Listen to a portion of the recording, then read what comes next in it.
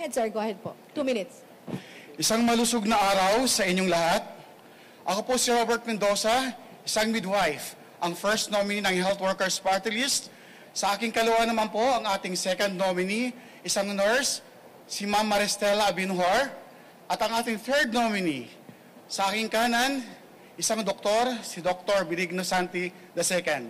At ang ating pang-apat na nominee ay isang nursing attendant, si Ma'am Rosemary Ann Solinap, at ang anim pa naming nominees ay kasalukuyang nasa labas. Itinatag ang Health Workers Party List sa tatlong pangunahing plataforma. Una, kagalingan ng mga health workers. Pangalawa, kalusugan ng mamamayan. Pangatlo, malinis at tapat na pamamahala. Kasama tayong lahat sa ating pinaglalaban. Prioridad ng Health Workers Party List ay ang mga issue ng health workers at mamamayan noong panahon ng COVID-19 pandemic hanggang ngayon. Panahon na upang magkaroon ng boses ng mga health workers sa Kongreso sapagkat walang ibang lalaban at magtatanggol sa ating kalunos-lunos na kalagayan kundi ang ating sama-samang pagkilos at nagkakaisang boses. Ang Health Workers Party List ay nagmula sa iba't ibang larangan, mga nurse, doctor, midwife, medtech, dentista, nursing attendant, lahat ng mga health workers na nasa health facilities, abroad, at iba pang gawain na kumakalinga sa mamayan, may sakit man o wala. Ang kalusugan ninyo, ng mga mahal nyo sa buhay, at lahat ng mamamayang Pilipino ay ipinaglalaban ng Health Workers Party List. Samahan ninyo kami hanggang sa Kongreso. Health Workers Party List, boses ng mga health workers sa Kongreso. Maraming salamat po. Okay, maraming salamat po. 8 minutes, Q&A. Tanong po. Nasaan ang microphone mo?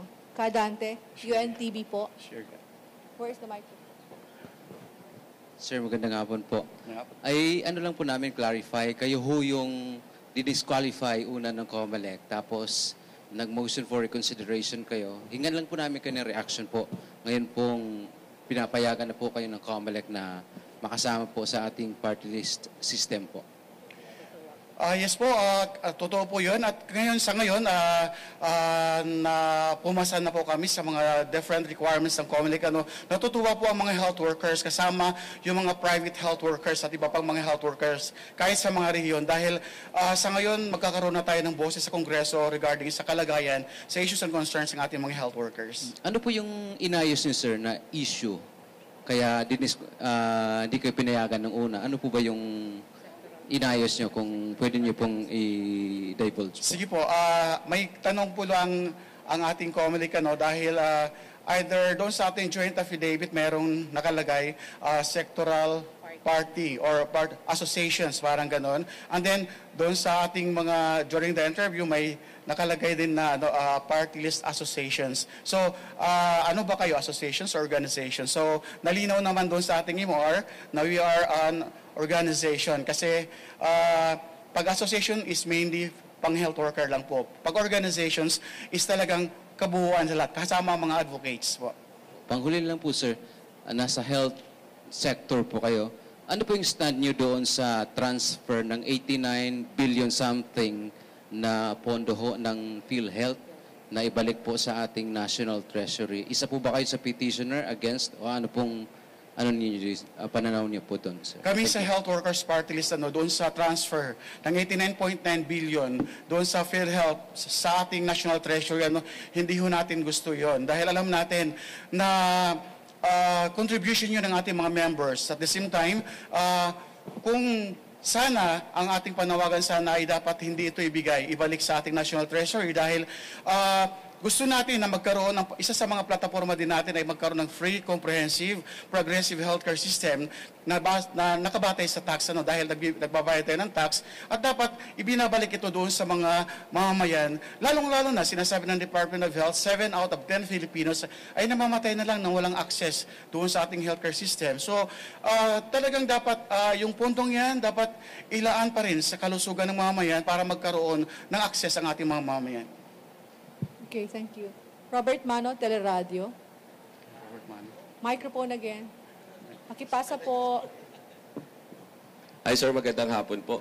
Sir, may mga batas na naipasa para sa mga health workers, para sa kalusugan.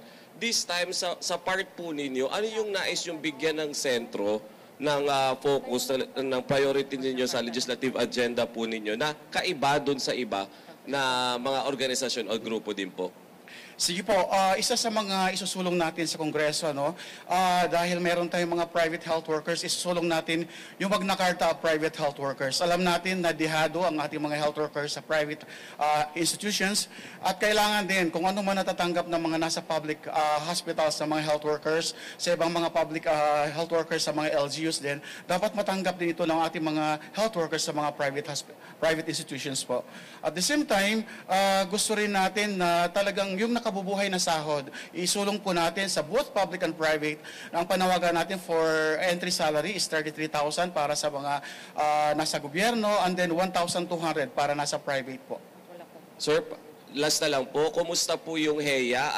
May nagiging problema pa rin ba o nakatanggap na ng lahat ng mga dapat makatanggap nito? Mayroon pong nirelease after ng SONA ng ating Pangulo is 27 billion. Sa ngayon po, nasa 64%. According to the Department of Health, nasa 64% pa lang ang nabibigay para doon sa ating mga health workers sa LGUs at saka sa private hospitals. Kaya nga tayo ay, ang Health Workers Party List, nagsusulong din na kung pala rin tayo sa Kongreso, ito ang pangunahin din nating isusulong na dapat lahat ng mga health workers, including the barangay health workers, ay makatanggap talaga ng health emergency allowance. ABS-CBN. Hi Robert, Hi, Sharian po. Torres, Yes, ma'am. ABS. Opo, ma'am. Ang dami kasing tumatakbong party list organizations ngayon.